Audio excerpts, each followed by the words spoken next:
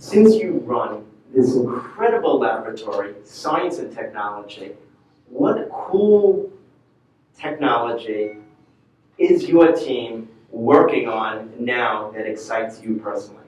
So it is amazing. When I worked in the research laboratory, I was a colonel running the directorate, and I was down at Eglin Air Force Base. And Eglin Air Force Base is focused on weapons and building weapons. And if you're a colonel, and I grew up, you probably figure out, not in New York. I grew up in East Tennessee. And if you could have told me that I was going to get to be a colonel in the Air Force, be a commander, work 4 states away from my boss, and get paid to blow up stuff every day, I would have signed up in a heartbeat. I don't know how you get a better job than that. But our research laboratory, in some areas, they're pushing even beyond. There are things I'm not even aware of. We're doing basic research to push forward. A couple of things we're focused on. Hypersonics.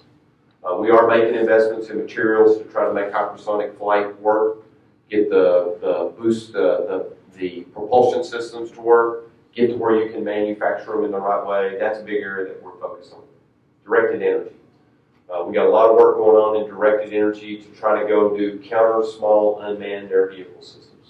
And a lot of things to try to put them on aircraft so that we can defend aircraft from threats.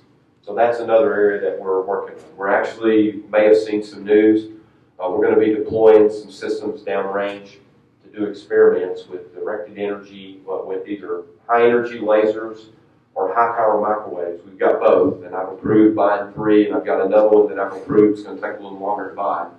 Deploying them downrange and seeing how they perform in a counter small unmanned air vehicle system scenario.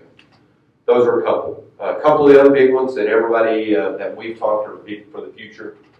We have a project called Golden Horde. Golden Horde, and I don't know how we come up with all these cool names, but I think it's a rite of passage to have a program. You got to have a cool name. So Golden Horde is collaborative weapons. So in other words, if we drop weapons from 2 different aircraft, maybe even 2 different types of weapons, they communicate with each other. We programmed into them what we want the effects to be, and they do the best profiles, and they communicate with each other and change routes and do everything so that we get the most effect. So that's one of our programs.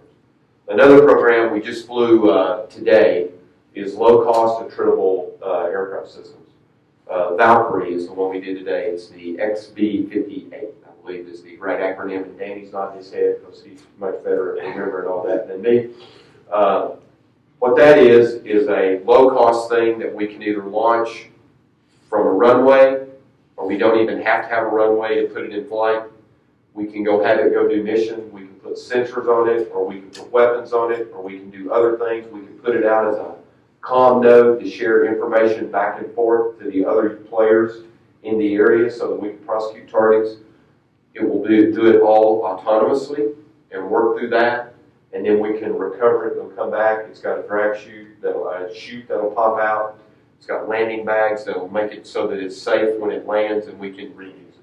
So those are just a couple of the ones right now.